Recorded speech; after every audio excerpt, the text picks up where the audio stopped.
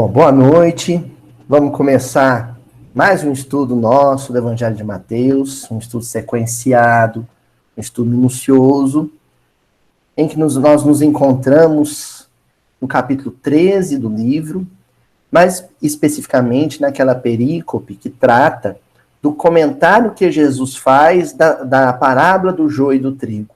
O próprio Cristo comentando a parábola que em outro momento ele havia narrado.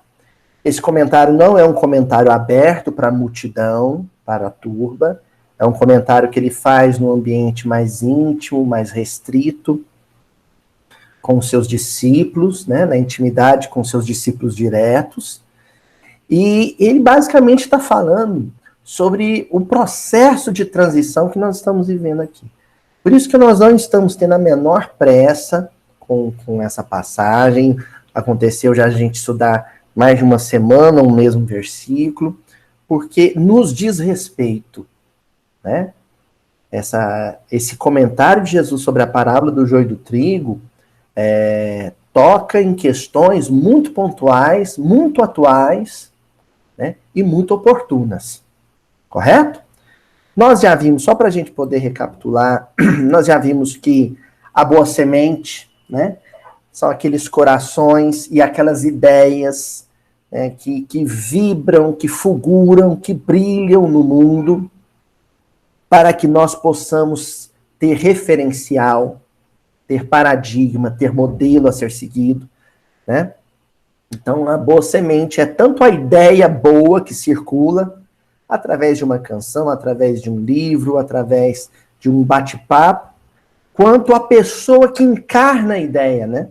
Que é aquela pessoa que é semente viva, é aquela pessoa, aquele grupo de pessoas que vive a ideia cristã, que vive a essência do evangelho, né? Nós vimos também que o campo é um mundo com as suas dificuldades, um mundo com as suas fragilidades. Nós vimos ainda que aquele que semeia o joio, né, que é a má semente, que é a semente ruim, que é a ideia negativa, e o coração que vive essa ideia negativa em suas ações infelizes, né? Esse joio é semeado, né, por aquilo que nós comentamos aqui, né, como sendo o diabo, né? Aquela antítese do que seria o símbolo divino, né? Daquilo que simboliza Deus. O diabo é a negação disso, é o adversário, é aquilo que separa o homem de Deus, que separa o homem da ideia de Deus, né? Do sentimento divino, de amor divino. E agora nós chegamos no momento em que Jesus vai comentar especificamente sobre o que vai acontecer com o joio, né?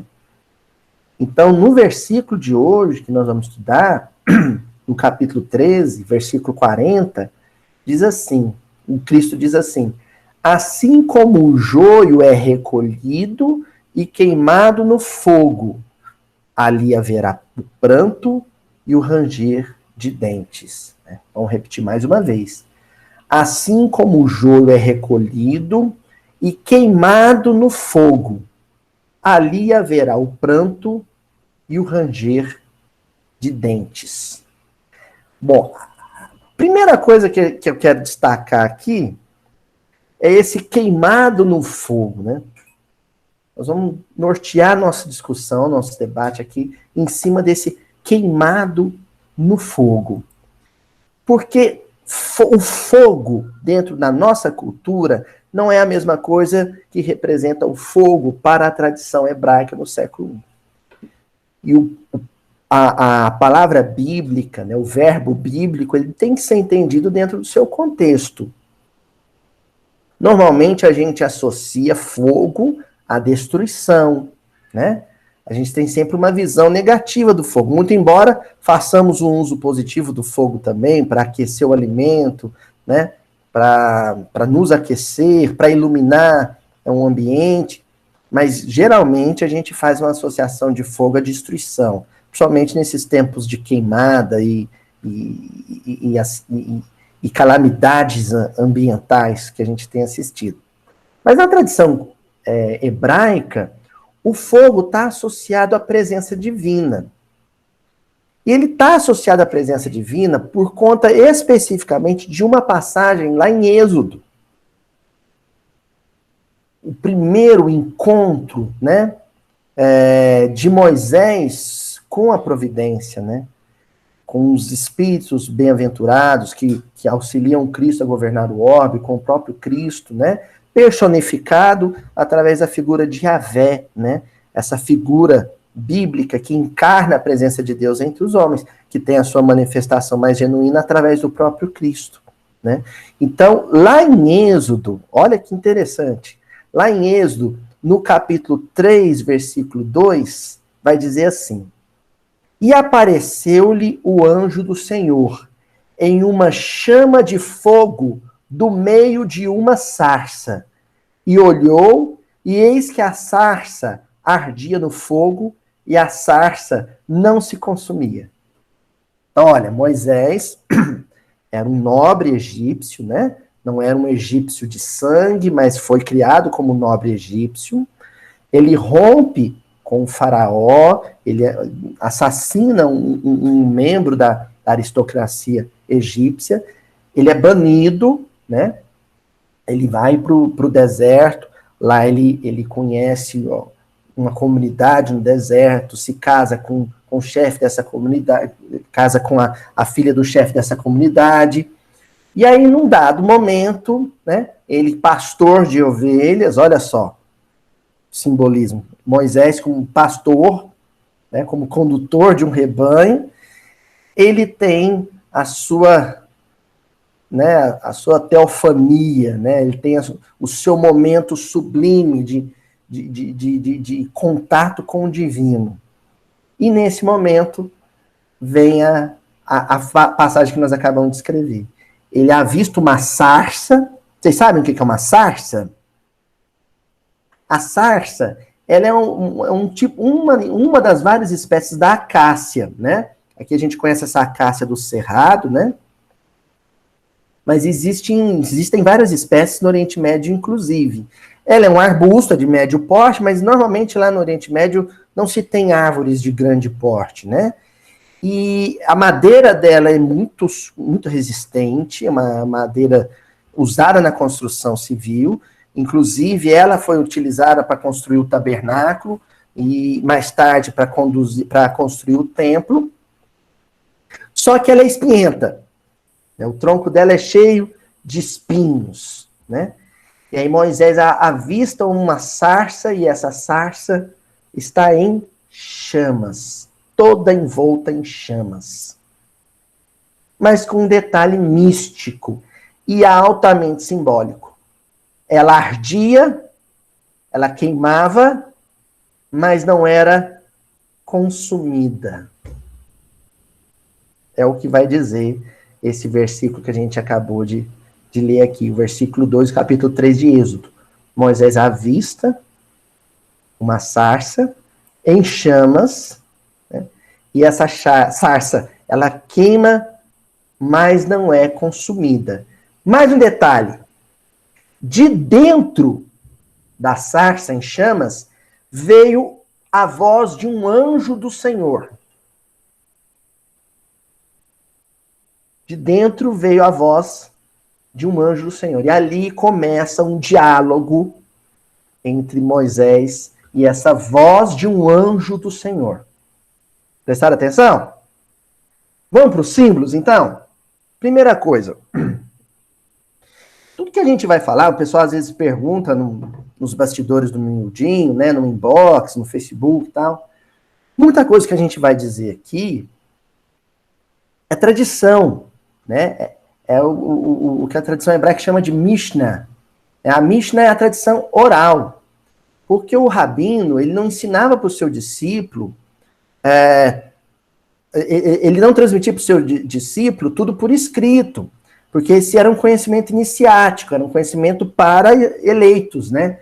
Então, existia a Torá escrita, né? Existia a Torá texto, que os discípulos estudavam, mas existiam também os ensinamentos, né, orais, a tradição oral, a Mishnah, né? Essa tradição que era explicada. Então, um rabino ia estudar com um discípulo, por exemplo, Gamaliel ia estudar com Paulo de Tarso, então ele lia o texto da sarça e em seguida o Gamaliel ia comentando o que cada elemento da narrativa, que é uma narrativa muito lúdica, né? Criativa, né? Literária, o que cada elemento ali representava no código divino. Tá bom? Ah, Luiz, onde foi parar esses negócios? A grande maioria dessa tradição oral foi para o Talmud ou foi para os Targumim, né? O Targum. Targumim, que é essa versão em aramaico do Velho Testamento, que era uma versão comentada, como se fosse a Bíblia comentada. E o Talmud são os ensinamentos dos velhos rabinos, né, do primeiro século, que foram compilados. São várias parábolas, algumas anedotas, algumas explicações sobre esses conceitos, tá bom? Há várias coleções de Talmud, né? Talmud da Babilônia, tem o Talmud de Jerusalém, e alguma coisa chega até nós através, principalmente dos livros sobre história e cultura hebraica, tá bom? Só para a gente poder dizer da onde eu vou tirar isso. Olha só, a sarça, ela é muito associada ao temperamento hebraico. Por quê? Primeiro, pela fibra, pelo poder de resistência, né? Quando Deus vai dizer para Moisés com que material ele vai construir o tabernáculo, e depois essa mesma base vai ser a edificação do Templo de Salomão, a madeira indicada como viga mestre, né, para a edificação do tabernáculo é a sarça. Ele vai dizer, vai usar essa madeira, por conta da capacidade que ela tem de resistir, de suportar grandes fardos, grandes pesos. Entendeu? Então, a sarça, ela representa a capacidade que o hebreu teve, e os seus descendentes, na tradição judaica, de, no curso dos séculos, suportar grandes impérios, suportar grandes invasões, suportar escravidão, suportar diásporas, suportar ataques, né? Antissemitas, de xenofobia, de racismo. Essa capacidade de resistência do espírito hebraico, e a gente está falando de espírito hebraico porque isso é do temperamento. Então, mesmo quando um espírito que viveu nessa cultura reencarna em outras culturas, reencarna com essa característica, né? Mas, por outro lado, também é uma árvore espinhenta. Entendeu? É uma árvore tinhosa, você tem que ter jeito para lidar com ela. Porque senão você se machuca. Ela fere. Se ela tem a virtude da resistência, ela tem o defeito da hostilidade. Né? Então, esse é o temperamento que é definido, né, da tradição hebraica para o judeu da época de Jesus. E isso justifica por que Jesus decide reencarnar ali. E que está condensado nas características dessa árvore, desse vegetal. Então já sabemos o que é a sarça? Pois bem, e o fogo? O fogo é a dor. O fogo é o sofrimento. Que queima, que arde, que causa aflição, mas não aniquila, não destrói. É o fogo divino. A sarça está em chamas, ela está ardendo, ela está queimando, ela está sofrendo com fogo, mas está de pé. Porque ela é indestrutível. Esse fogo divino não a aniquila, não a destrói. Não entenderam? Vamos pegar o contexto hebraico. O cativeiro no Egito, a escravidão no Egito, era o fogo. Fez o judeu sofrer? Fez. Mas acabou com a tradição hebraica? Não.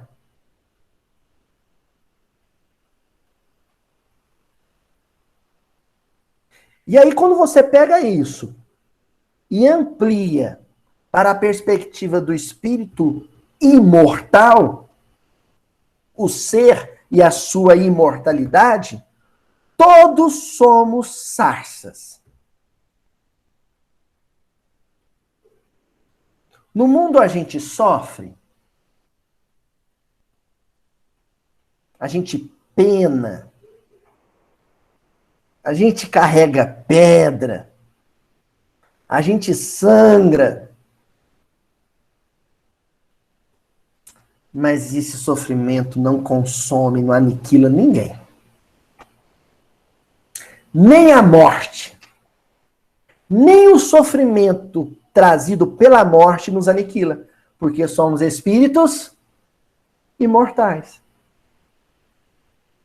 Então, no frigir dos ovos, no final das contas, a dor, ela só causa sofrimento, mas não extermina. Ela só causa sofrimento. Ela só nos faz chorar, mas ela não acaba comigo. E aí vem um ditado popular, que eu acho que todo mundo aqui conhece, que diz assim: o que não me mata só me faz mais forte. O que não me aniquila só me faz mais forte. Todo sofrimento e toda dor no mundo não aniquila espírito algum, não consome espírito algum, não põe fim na existência de ninguém.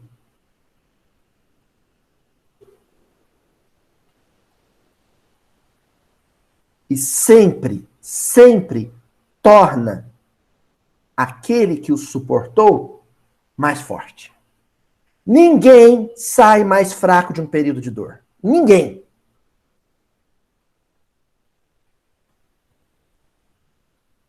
Ninguém sai mais fraco de um período de dor. Você só pode sair mais forte. Espiritualmente mais forte. Você sai mais forte de um período de desemprego. Você sai mais forte de uma doença física. Você sai mais forte de um abandono afetivo. Você sai mais forte de uma perda familiar, de um desencarne. Você sai mais forte da fome. Você sai mais forte da solidão. Se você entender força como crescimento, como sabedoria expandida e consolidada. Entendeu? Então, se de repente eu visitar o seu Murilo, lá na casa dele, encontrar o seu Murilo, mas sofrendo que Nossa Senhora, seu Murilo está lá sofrendo e estourou um cano na cozinha dele e está vazando água, e justamente no dia que ele recebeu uma visita importante, o seu Murilo, nesse dia, nesse momento, é uma sarça em chamas. Aquilo vai passar, aquilo vai causar desconforto, vai causar angústia, vai causar aflição, vai queimar. Mas no final, na hora que acabar tudo, o seu Murilo sabe lidar com as coisas.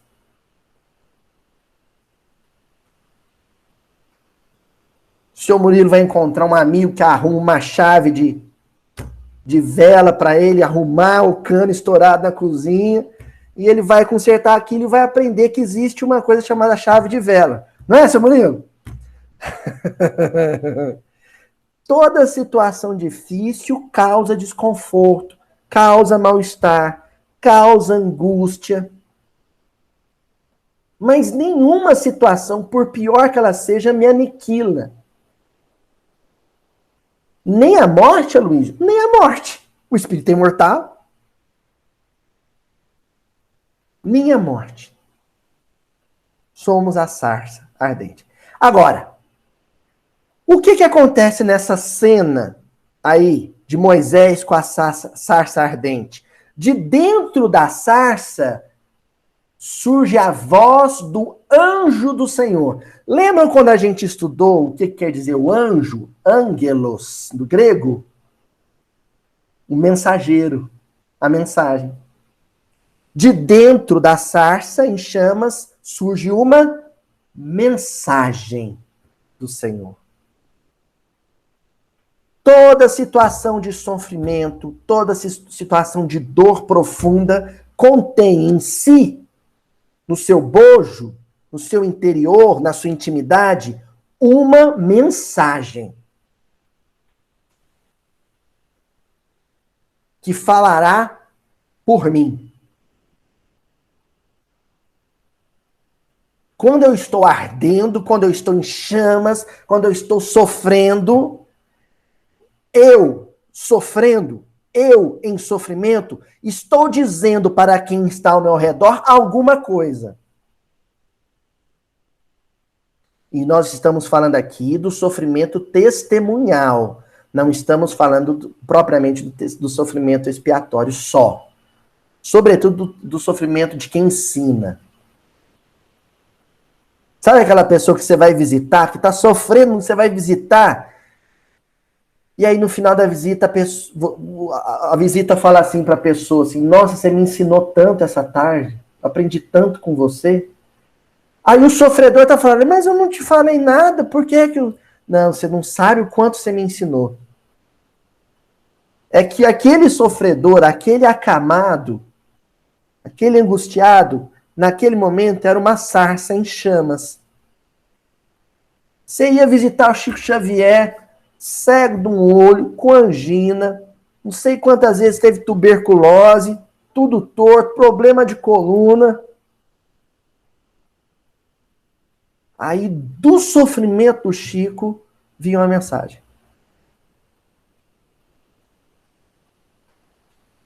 O que a gente tem que fazer é o que Moisés fez.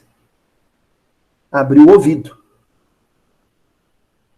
O que este homem sofrido está me dizendo? O que essa mulher sofrida está me dizendo? Com o seu sofrimento, com a sua maneira de arder, com a maneira como ele queima, com a maneira como ele sofre. Hein? Mocidade espírita, a gente tinha, uma vez por mês, a gente tinha uma tarefa, a gente ia visitar asilo. E eu levava aqui os meninos de 17, 18 anos. Terminava a tarefa, eles em prantos, assim, chorando. Aí na reunião seguinte, aí a gente fazia um bate-papo sobre a visita no asilo. O que cada um aprendeu. Aí eles contavam que conversaram com a velhinha, que não via a família há 12 anos, que estava ali abandonada.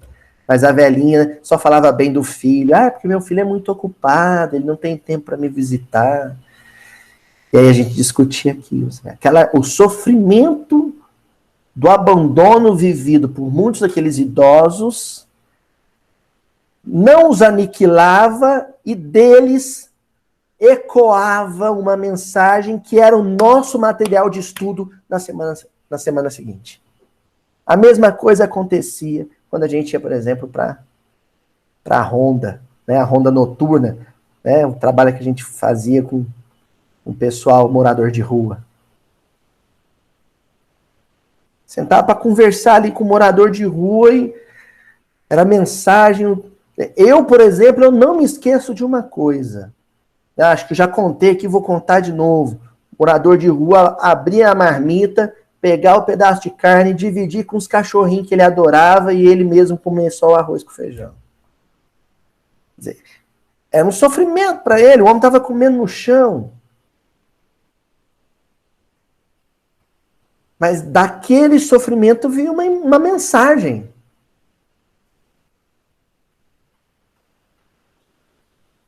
Então, muitas dessas famílias enlutadas, né, hoje, né, mais de 225 mil famílias vivendo o luto da Covid-19, são mártires. São famílias que estão sofrendo para que um país inteiro, um planeta inteiro aprenda com o sofrimento delas. Amadureça com o sofrimento delas.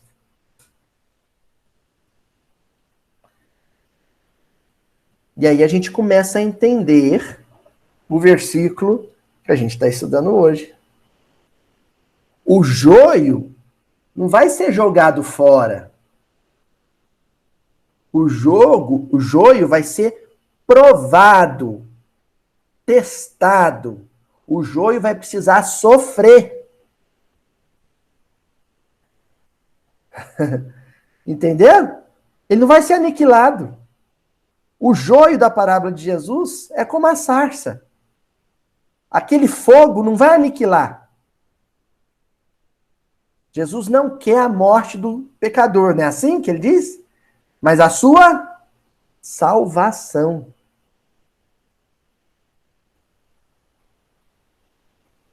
Todo coração que é como a sarça, né?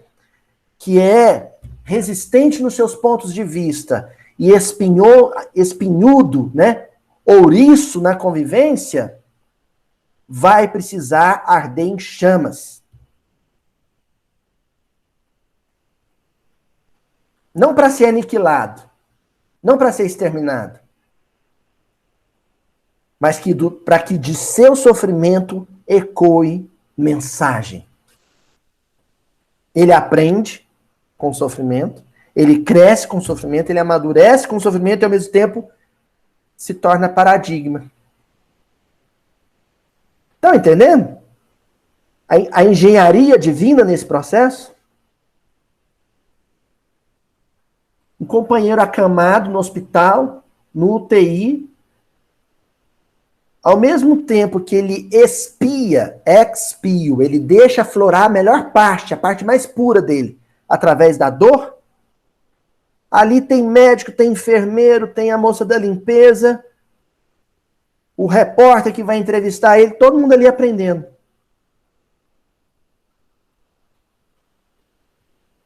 Uma sociedade inteira aprendendo. Com a luta dele, com a dificuldade dele, com o sofrimento dele. Bom, no mesmo livro de Êxodo, no versículo 7 do capítulo 3, diz assim: E disse o Senhor, tenho visto atentamente a aflição do meu povo, que está no Egito, e tenho ouvido o seu clamor por causa de seus exatores, porque conheci as suas dores. Primeira coisa que eu quero chamar nesse versículo, que está na sequência do anterior. Deus conhece as nossas dores. Deus sabe de nós. Ele nos observa, ele nos acompanha, ele nos vigia, mas não é de fora, não é de um lugar distante. É por dentro. Então, a dor, o sofrimento, a angústia que Deus acompanha, observa, vigia, não é a que aparece. É a mais oculta, a mais silenciosa. A que eu mais abafo, a que eu mais sufoco. Ele sabe dela. Sabe, inclusive, que muitas dessas dores vêm de nossos exatores. Vocês sabem o que é um exator? Oficial de justiça da antiguidade. Um sujeito que vem cobrar a dívida de muitos. Como um filho, como uma esposa, como um esposo, como um chefe difícil, como um funcionário rebelde.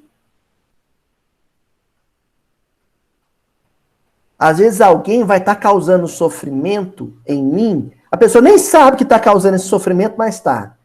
E eu sufoco aquela dor, aquela angústia. Deus sabe dela. Não preciso nem contar durante a prece. Gente, Deus sabe de dores que nós não sabemos.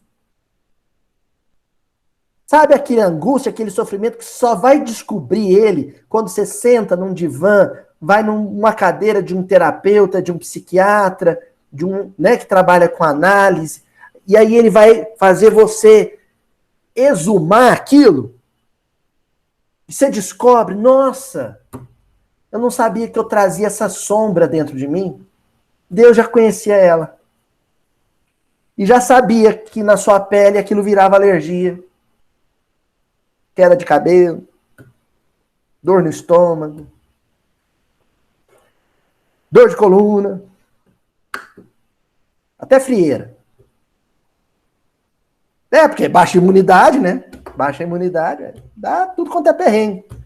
Quer dizer, Deus já estava te contando essa dor, te falando sobre essa dor, e você não estava entendendo, sabe? Porque a linguagem dele era a dor física. A linguagem de Deus, a língua, o verbo de Deus, ele falava com você através da dor física, sobre dores psíquicas que você desconhecia. Entenderam? Então, eu estou dizendo isso para a gente não cair no erro de dizer assim, Deus me esqueceu, Deus me abandonou. Tá ali, presente, atento. É o que ele diz aqui para Moisés. Né? Figurativamente é o que ele diz para Moisés. Eu sei da dor do meu povo. Eu sei do seu sofrimento no Egito. Que coisa linda, né? Sei das suas dores. Sei da aflição do meu povo.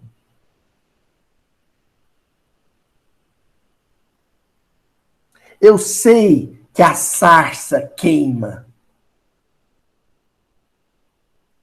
E eu deixo que ela queime. Esse fogo não vai consumi-la. Então deixa queimar. Eita! Aí tem um conflito, né? A nossa lógica e a lógica de Deus.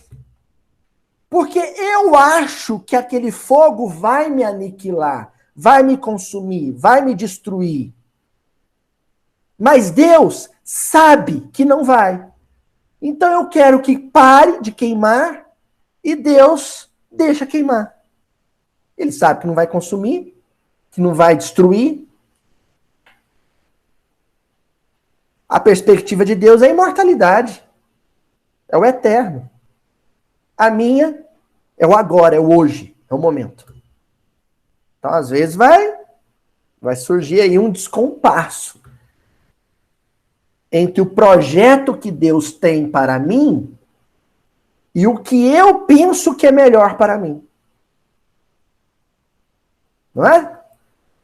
A gente fecha, então, esse mini estudo que a gente está fazendo no livro Êxodo, ainda no capítulo 13, quando Moisés vira para ele e fala assim, mas tá, qual que é a minha função? Não, a sua função é me apresentar para o povo, que ele anda esquecido, o povo anda esquecido de mim.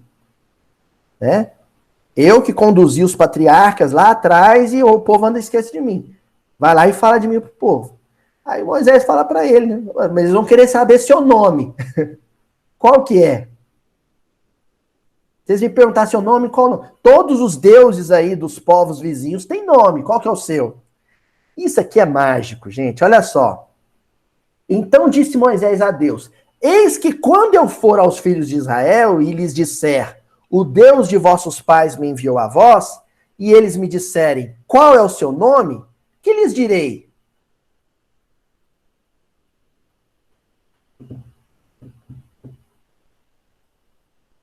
Os deuses do mundo de hoje, todos têm marca, logomarca e nome. O carro tem nome, o celular tem nome. A plataforma de vídeo, né, o streaming tem nome. O aplicativo tem nome. Tudo tem nome. As pessoas têm nome. Aí Moisés está dizendo, e eu vou dizer o quê? Isso é significativo quando a gente fala de cultura hebraica, porque na tradição hebraica, o nome de uma criança era dado um tempo depois que ela nascia, porque o pai tinha que olhar para a cara dele. Ele tem cara disso, entendeu? A não ser situações como a de João Batista, do próprio Cristo, né? Em que um espírito veio antes e falou, vai chamar tal.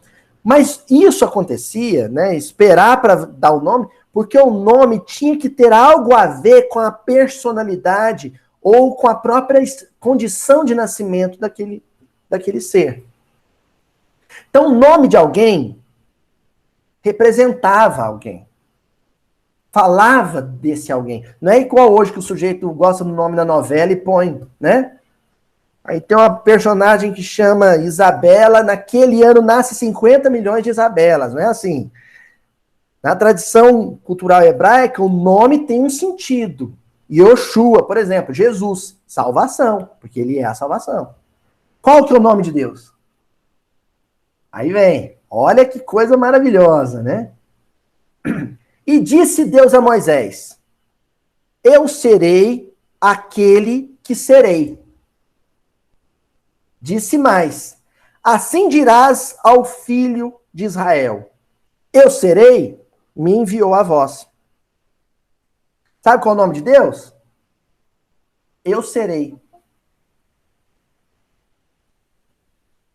Eu serei. É o nome dele. Eier, Asher Eier. Eu serei aquilo que eu serei. No futuro, esse Eier, né, que é o verbo ser, ele, quando ele está nessa conjugação, ele é presente e é futuro. Só que aí o Rashi, que é o rabino Shlomo Yitzhak, um dos maiores rabinos de todos os tempos, ele dizia uma coisa incrível, que o correto era conjugar o verbo, fazer a conjugação dele colocando o verbo no futuro. Eu serei. Vocês vão encontrar algumas traduções, algumas bíblias, que vai dizer assim, eu sou aquele que é. Ou então, eu sou é o meu nome. Por que aqui eu coloquei no futuro? Porque o Rashi dizia que no caso de Deus, o verbo tem que ser dito no futuro. Porque quando você coloca o verbo no futuro, ele sempre será. E isso transmite a ideia de perpetuidade, de permanência, de eternidade. Deus não é, ele será, sempre. Então é incrível isso, porque você pode conjugar o verbo no presente, eu sou, ou no futuro, eu serei. Então ele é e será. Entenderam? O quê? O nome dele, eu sou, eu serei, é como se fosse uma grande reticências. Qualquer coisa. O que precisar ser.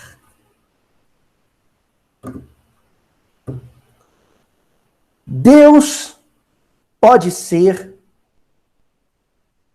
o bater de asas de um beija-flor. Não o beija-flor, porque a gente não pode nunca confundir o criador com a criatura. Mas o fenômeno, a manifestação. O bater de asas de um beija-flor. Deus pode ser o desabrochar de uma rosa. Deus não é a rosa, mas ele é o acontecimento. Ele é o desabrochar da rosa. Mas Deus também pode ser aquele chute que eu dei na quina da cama com o dedo mindinho. Também é Deus. Deus pode ser um vírus e todas as suas cepas e mutações se espalhando pelo mundo. É Deus também. Então, quando a manifestação divina se volta para Moisés e diz, eu serei, ele foi, ele é, ele será. Tudo o que precisou acontecer na existência humana para que o homem amadurecesse, crescesse, progredisse, avançasse.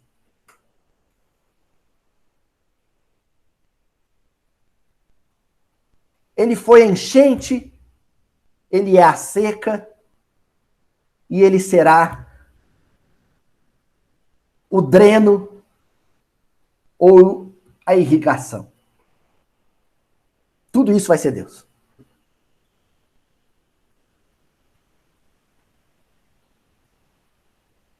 Deus é e será a lava do vulcão que consumiu casas e pessoas. E ele é e será a cinza dessa lava que fertilizou o solo e que frutificou como uvas.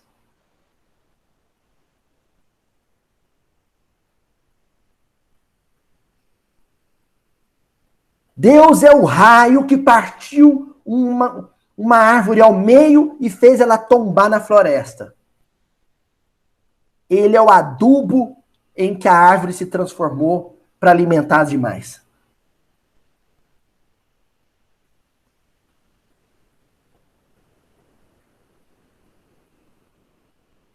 Então Deus também é o fogo queimando a sarça, sem a destruir, sem a consumir.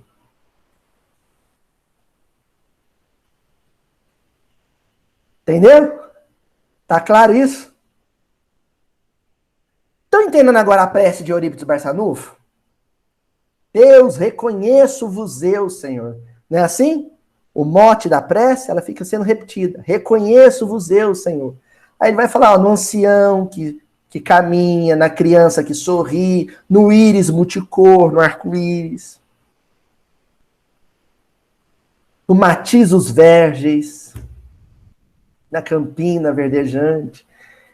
Isso, Eurípides enxergava Deus nisso tudo, mas ele também enxergava Deus quando via um gado em decomposição no pasto.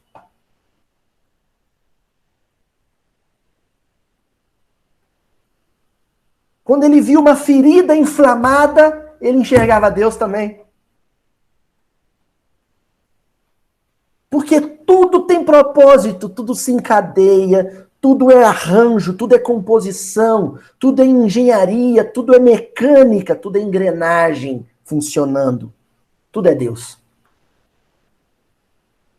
se manifestando.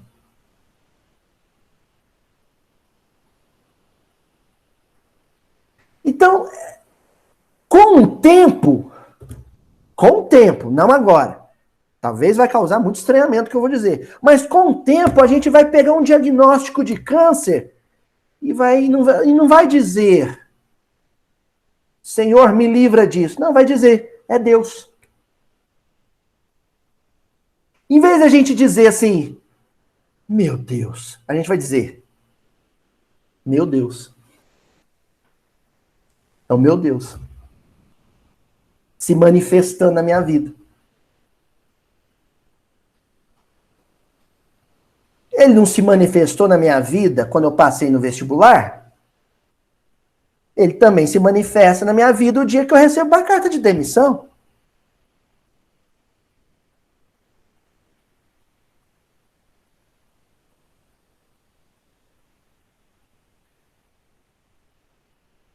Certo? Então agora a gente sabe o nome de Deus, né? Eu serei. Reticências. O que precisar ser.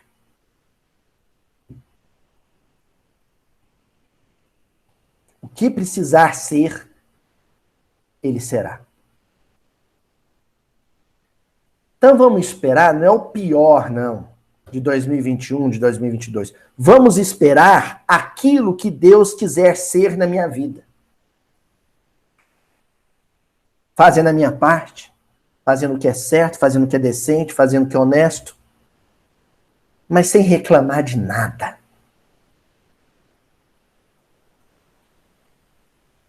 Hein? Ó. E agora, nós vamos primeiramente para o comentário que a gente vai ter de um espírito amigo no Evangelho segundo o Espiritismo, capítulo 9. Capítulo 9, bem-aventurados os que são mansos e pacíficos. Item 7. A paciência. Olha, depois desse comentário que a gente fez sobre Êxodo, vai fazer todo sentido essa leitura do Evangelho, que eu tenho certeza que muitos de vocês já leram antes. Olha como é que começa essa leitura do Evangelho segundo o Espiritismo. A dor é uma bênção que Deus envia a seus eleitos. Quem já leu isso? A dor é uma bênção que Deus envia a seus eleitos. A dor é o fogo queimando na sarça. A dor é o fogo queimando o joio. Então é uma bênção. Na parábola que nós estamos estudando, quem é que manda o servo queimar o joio? Não é o Senhor? Não é o dono da lavoura? Então a dor é uma bênção que Deus envia aos seus eleitos. Nós já vamos ver esses eleitos. Não vos aflijais, pois quando sofrerdes, antes, bendizei de Deus onipotente, que pela dor, nesse mundo, vos marcou para a glória no céu. Sede pacientes. Então, a dor, ela é enviada aos eleitos, e os eleitos são aqueles que são marcados com selo. Porque tem coração que ainda não está pronto para arder. Ainda não está maduro para queimar. Só é sarça. Ainda não é sarça em chamas. Toda sarça no deserto do Sinai era sagrada? Não. Qual que é a sarça sagrada? Aquela que estava em chamas. Toda a cruz no Calvário era sagrada? Não. Só a cruz do meio. Só aquela de onde emanava uma mensagem. Agora eu vou contar um segredinho para vocês. A palavra em hebraico para árvore é a palavra etz. Sabe qual que é a palavra em hebraico para cruz? Etz. É a mesma palavra. Cruz e árvore é uma palavra só, etz. Curioso que quando Jesus fala assim, que transplantará a sua árvore para o Brasil, ele não estava falando transplantar uma árvore física, ele estava falando transplantar a sua cruz. Tanto é que o Cruzeiro do Sul veio fulgurar, brilhar aqui. Então, quando a gente olhar para o céu e ver o Cruzeiro do Sul brilhando, é uma árvore em chamas. É uma etz incandescente. É uma sarça fulgurando.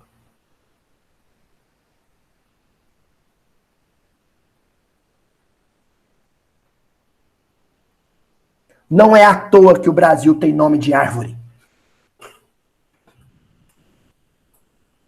E não é à toa que o Brasil é o nome de uma árvore em brasa, Brasil.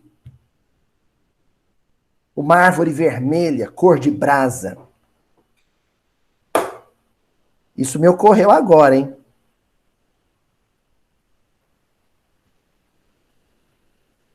Pau-Brasil é a árvore flamejante. Então ninguém vai reclamar de sofrer no Brasil e querer ir para a Suíça, não. Porque lá na Suíça o pessoal já tem suas provações. E aqui nós temos as nossas. São provações diferentes. Mas ninguém vai ser aniquilado com aquilo que sofre. Se aqui nosso sofrimento é entrar num ônibus lotado, se aqui no nosso sofrimento é um calor de 41 graus, vamos deixar isso nos queimar, nos arder e nos tornar coisa melhor. Porque de nós, de dentro de nós, vai ecoar a mensagem do anjo. Por isso que no Evangelho segundo o Espiritismo, o Espírito Amigo continua dizendo assim, a vida é difícil, bem o sei, compõe-se de 1000 nadas, que são picadas de alfinetes, Gente, eu levei acho que uns 35 anos para entender isso aqui. Eu lia isso, nossa senhora, lia na mocidade, lia na evangelização e não entendia. O que é uma doença? O que é uma pneumonia? O que é a Covid-19 para o espírito imortal? Nada. O que é um desemprego?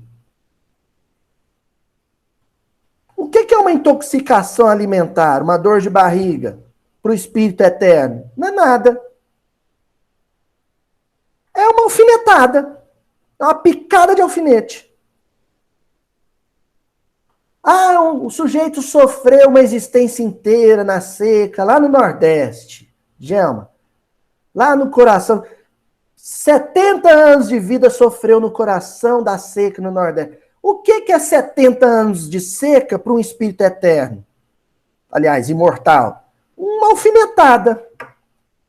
Agora eu pergunto. Alfinetada não dói? Dói! E não é uma nem duas. A vida é composta de 1000 nadas, 1000 alfinetadas. Então dói o tempo inteiro. Mas vocês já ouviram falar de alguém que morreu por causa de uma alfinetada?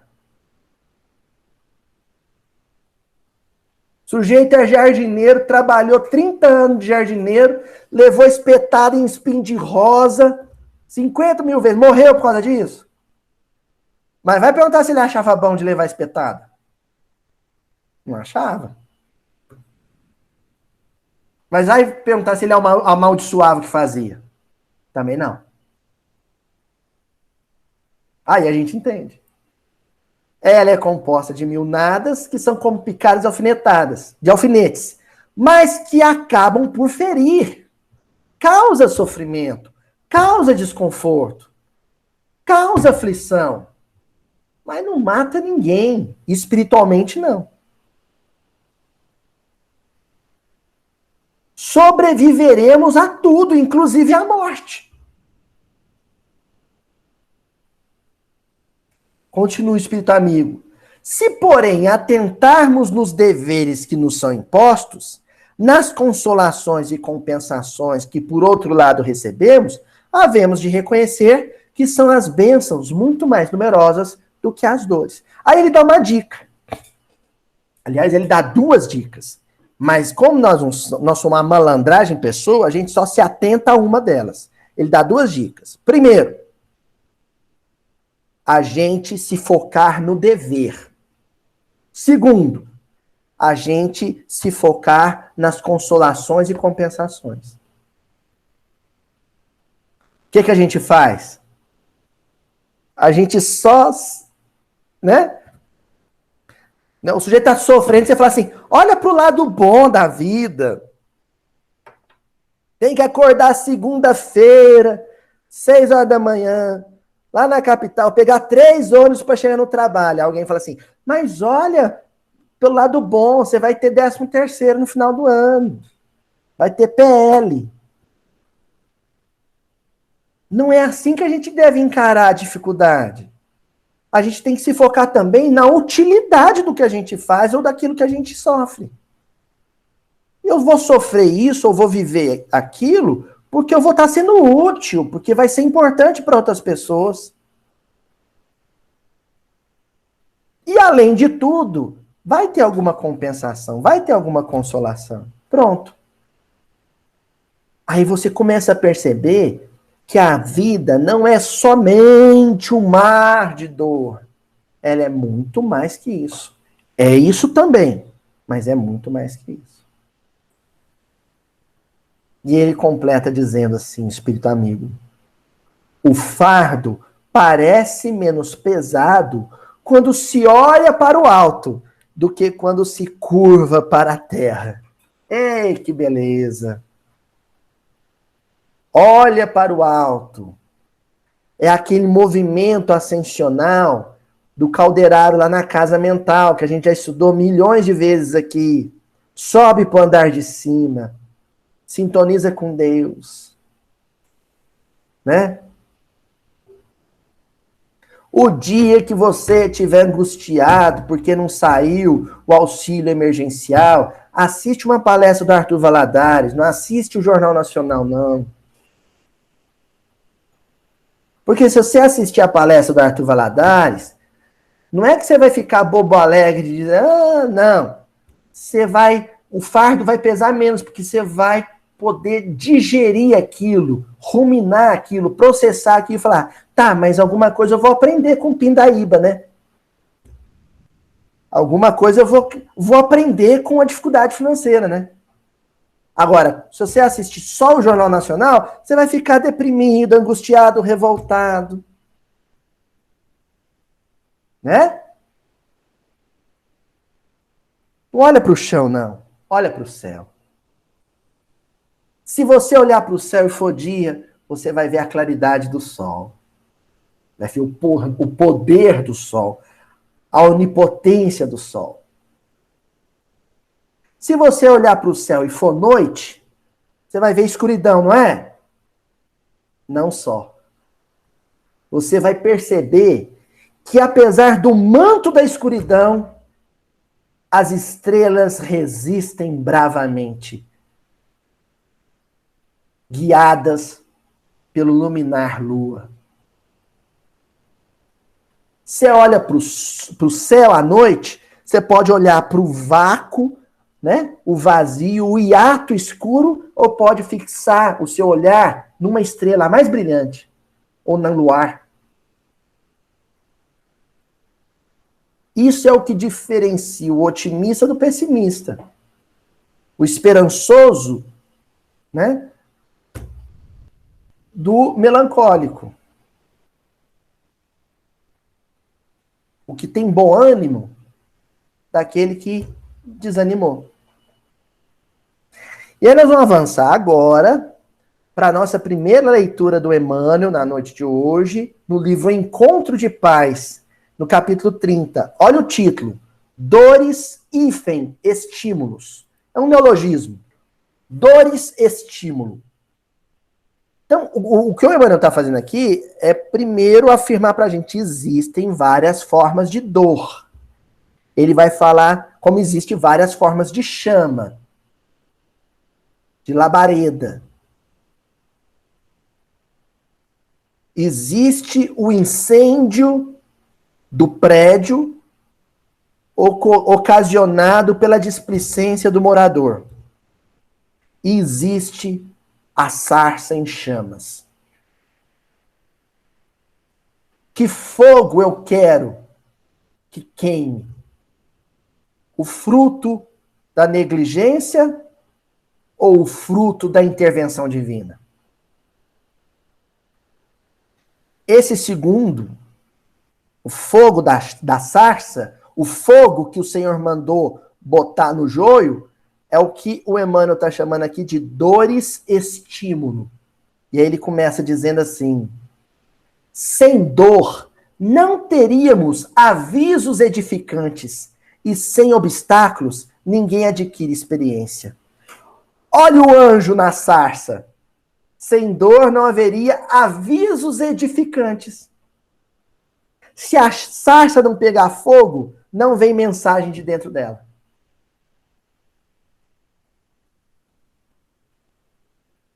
Se a sarça não pegar fogo, não virá mensagem de dentro dela. Olha, quem vai falar o que eu vou dizer agora é um pai de uma criança de 2 anos de idade. Então, acho que isso me coloca numa situação minimamente respeitosa para dizer o que eu vou dizer. Um filho nosso adoece feio, pega uma doença brava. Eu vou olhar para ele, meu coração vai sangrar, porque ele vai ser um arbustozinho em chamas. Se eu fizer um pouquinho de silêncio, amaldiçoar menos, eu vou conseguir ouvir o que o anjo do Senhor está dizendo para mim, por meio dele, através dele.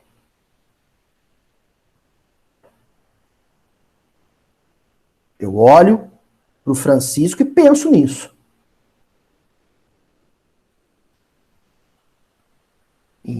Muitas vezes vai ser doloroso ver um filho em chamas. Ver um filho sofrendo uma dor enorme. Mas se eu fizer um pouquinho de silêncio interior, eu vou conseguir ouvir o que Deus tem para me sussurrar de dentro do sofrimento de um filho.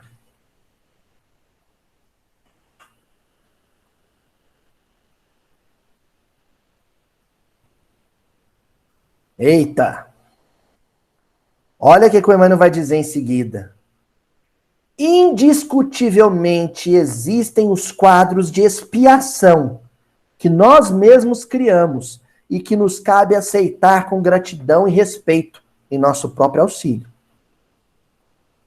Importa considerar, porém, que a vida está matizada de dores e estímulos, sem um concurso dos quais não entenderíamos a própria vida.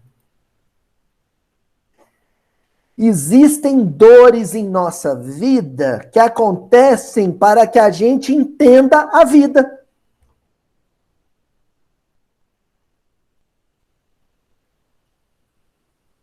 Existem dores na nossa vida que não é somente para eu resgatar um mal que eu fiz no passado. Deus é muito mais inteligente do que a maneira como a gente o entende, lógico. E dentro dessa inteligência divina, existem dores que é só para ampliar a visão. Para te tornar maior. Para te tornar mais pleno, mais vasto, mais maduro, mais seguro,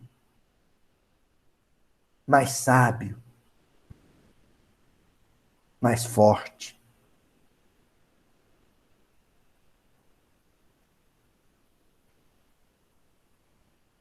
A gente só precisa fazer aquela pergunta que Paulo de Tarso fez para Jesus.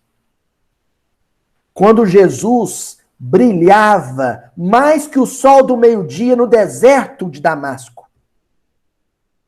Quando Jesus era aquela sarça mais brilhante. O que queres que eu faça? Que equivale a dizer, o que o Senhor quer de mim?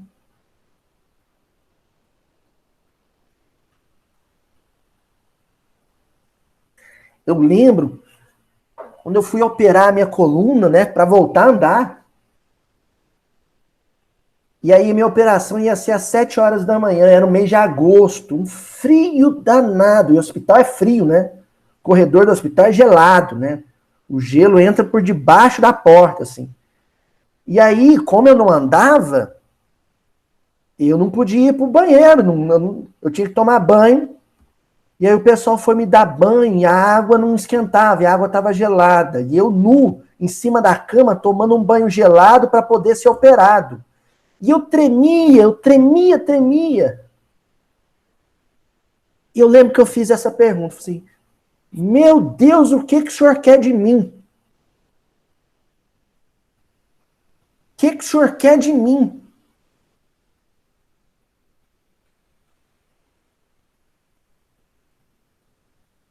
Quando a gente estiver queimando, a gente tem que fazer essa pergunta.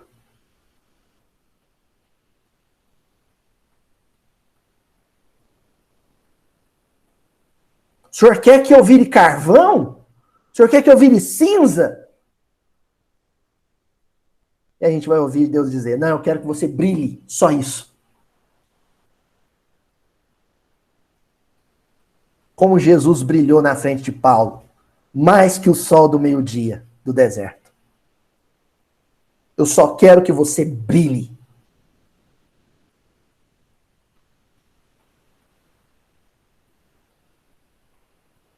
Aí você brilha, né? Aí você já faz uma piada com o enfermeiro, já puxa um papo com a enfermeira.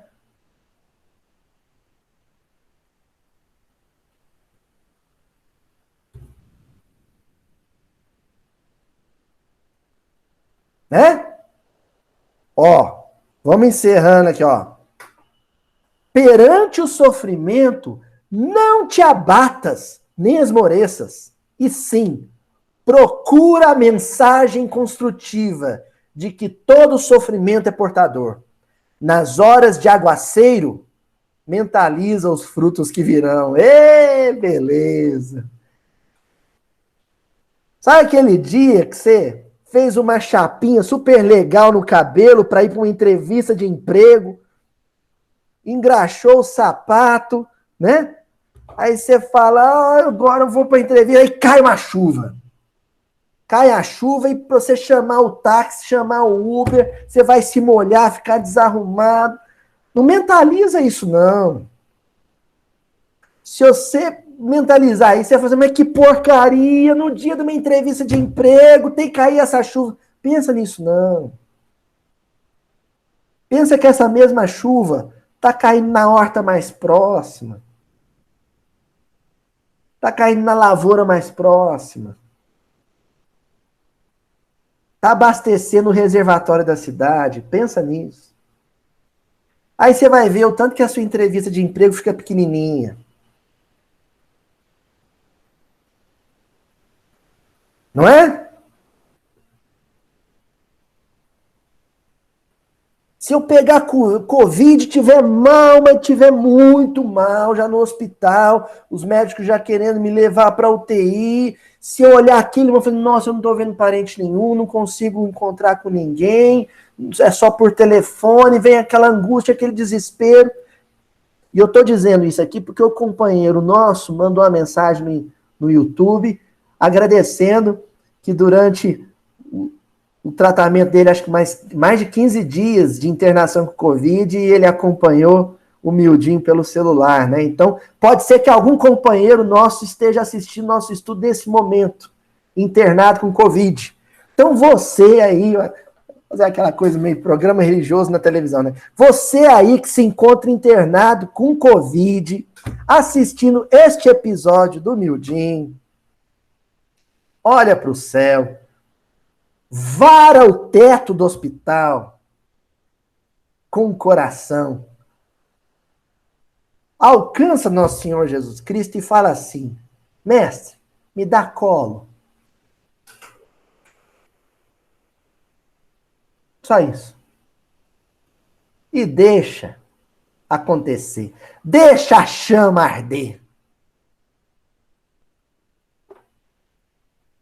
Deixa o fogo queimar. Enquanto você estiver em chamas, você está iluminando a vida de muitos. Agora, os minutinhos finais, uma mensagem lindíssima do Batuíra, no capítulo 53, do livro Mais Luz. Ó o título do livro, Mais Luz. E aí a mensagem se chama Dor, sublime companheira, com ponto de exclamação no final. Dor, sublime companheira. Mensagem do Batuíra. E ele começa dizendo assim, a dor é a companheira e mestra que não devemos interpretar por agente de aflição, e sim por bênção. Louvemo-la. Então, a dor é uma questão de interpretação. Como você interpreta? Você pode interpretá-la como uma maldição que caiu sobre você, ou você pode interpretá-la como uma companheira e uma professora. Sabe aquela professora que é tão legal, tão legal, tão legal, que aparece no dia do seu aniversário? Na festa do seu aniversário? Com um presentinho? Você fala, nossa, não acredito, ela veio no meu aniversário. Porque além de mestra, ela também é companheira, ela também se tornou amiga, é a dor. A dor não só nos ensina, e não só ensina através de nós. A dor também nos faz companhia. E quando a gente sente a presença dela conosco, é a presença de Deus que se manifesta através dela. Até a semana que vem.